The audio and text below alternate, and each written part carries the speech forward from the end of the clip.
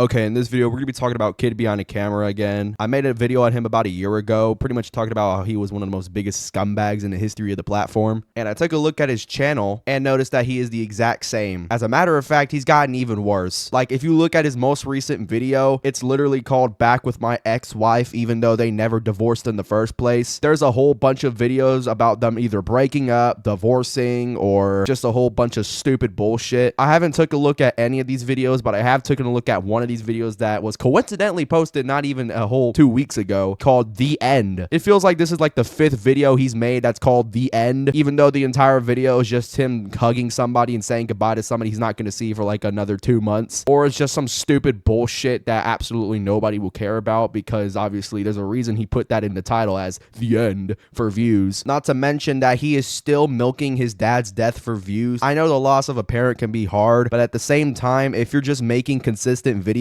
about, I called angry grandpa, mom called angry grandpa, rip. He's been doing this since he died, and it's been about 8 years since then. So the fact that he's still doing this for views, it's got to be one of the most desperate things I've ever seen in my life. So yeah, this guy's probably miserable as hell. He just doesn't want to show anybody, and yeah, it's low-key just very sad. Also, I don't think I ever told y'all guys this, but he actually tweeted me a few months after I made that video on him, because I pretty much just was talking about how he was a scumbag and how he needed his dad for views even after he died. And I guess he got so mad at my tweet that he took a deep dive into my social media accounts and pretty much just started making fun of me because I had 1,000 subscribers at the time. And he pretty much was just comparing himself to me. This guy is pushing 40 years old, comparing his subscriber count to a 15-year-old who simply made a video on him. So the fact that he has to compare himself to a teenager is honestly so sad. And what makes this even more funny is that the people that were supposed to be on his side was defending me. If you somehow find a tweet on Twitter, just search up Toxic Coma KidBehindACamera or something like that. You'll probably find a tweet somewhere, but the comments are literally going on my side instead of his. It's so fucking funny, bro, because everyone knows that I'm right. They all know that he's a fucking scumbag, and the fact that he has to use his dad for views even 7 years after his death is gotta be one of the most scumbaggiest shit ever. For more than a year now, he's made videos about him divorcing or breaking up with his girlfriend, but we all know he wouldn't do that because he's so much of a fucking loser that no other girl wants to be with him anyway. I actually took a little bit of a look at their age difference. I don't know if this is right, but apparently they started dating when Bridget was underage and KidBehindACamera was over 18. That's what I've saw. I don't know if it's true or not, but it looks pretty real to me. I wouldn't even doubt it because, you know, KidBehindACamera is a loser. Like, normally I don't go out on YouTubers like this, but I just really don't care anymore. I mean, what is this guy gonna do? He's pushing 40 years old. He just needs to quit YouTube. What more does this guy want? Like, he knows he can't do this forever, and if he does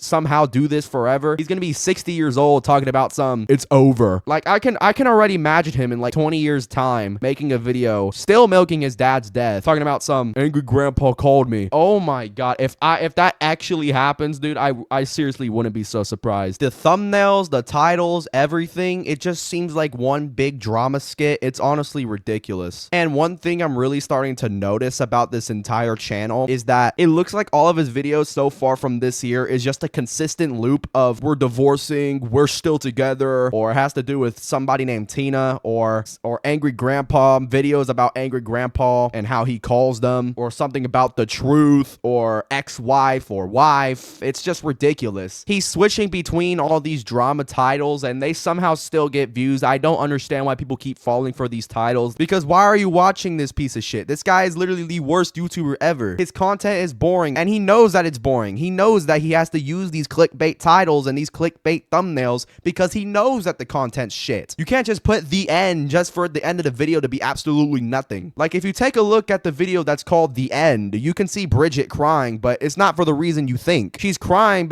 over cheesecake. Cheesecake? Well, I don't know if it was cheesecake, but she was crying over food or some sort. They were crying for no fucking reason. The fact that they have no shame in doing this whatsoever, it's honestly very, very upsetting. And I swear to God, I can already tell that they've used that photo before in their most recent video. I'm telling you, they've used that same photo for another thumbnail, and I can find it right now. See, look, there it is right there. When I made that video on him last year, he literally had a video with that thumbnail, and I'm making another video on him right now, and he's using that same thumbnail. I can tell this guy puts little to no effort. I mean, looking at him, it obviously seems like he puts little to no effort in anything, really. Like, this just shows peak laziness right here. Like, why the hell would you do that? Use a photo from a whole year ago for a thumbnail for your video right now? That shit's so stupid, stupid, bro. Like, you can't be serious. This kid thought we wouldn't notice. The only argument that this guy will have against me is that he has more views and subscribers than me. But I really could care less about that because I know that most of the people that watch his videos are just there to bully him, roast him, or just make comments about how he's a fucking scumbag and a loser. He knows that the majority of his quote-unquote fan base is nothing but a bunch of haters. My fan base isn't full with a bunch of haters. It's full of people that actually like my content. That's the difference between me and him. He can't just say that he's more popular than me because shit, he might be, but he's popular in all the wrong ways. He's popular for being YouTube's biggest scumbag. He's popular for being one of the biggest clickbaiters on the platform. I'm not that popular, but I'm well known for making all these commentary videos on YouTubers that don't deserve their clout or YouTubers that have been involved in controversies. I'm not known as the guy that clickbaits people, and I would rather have 3,000 subscribers and a good fan base than 2 million subscribers with a terrible fan base. Anybody would, honestly. But anyway, that's just where I'm gonna wrap things up for this video. I don't want to make this too long so y'all guys won't have too much to watch. Appreciate everybody watching. If you like this kind of content, maybe watch me while you're playing some games or something. Be sure to subscribe because I'm trying to hit 4K subs. It's a very long reach, but I feel like we can do it. Also, let me know down in the comments who you want me to make a video on, or just comment something down below because comments help with the algorithm, and I haven't been on it much, so if you could comment down on this video, that'd be great. But anyways, appreciate everybody watching this video, and I'll see you guys on the next one.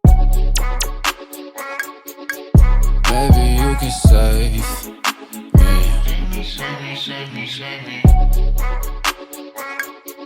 Cause I've been falling